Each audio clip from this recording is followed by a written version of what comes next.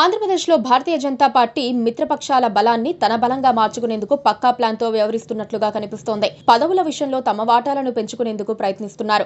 ఈ అంశంపై ఒత్తిడి పెంచేందుకు నిర్ణయించుకున్నారు. తమకు 5% మాత్రమే ఇస్తామంటున్నారని, తమ ఓటు బ్యాంకు అదే అంటున్నారని, కానీ కష్టపడే వారికి పదవులు రావాలని డిమాండ్ చేస్తున్నారు. వారి వ్యూహమేంటో చెప్పాల్సిన పని లేదు. స్థానిక సంస్థల ఎన్నికల్లో అత్యధిక భాగం పొందడానికి ప్లాన్ చేస్తున్నారని అనుకోవచ్చు.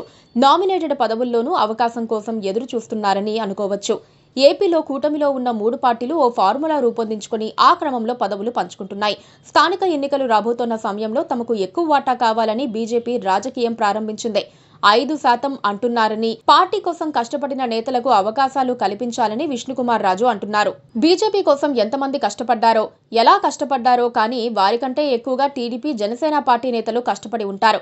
వారికి అన్యాయం చేసి బీజేపీకి వాటా పెంచాలని విష్ణుకుమార్ రాజు కోరుతున్నట్లుగా ఉంది.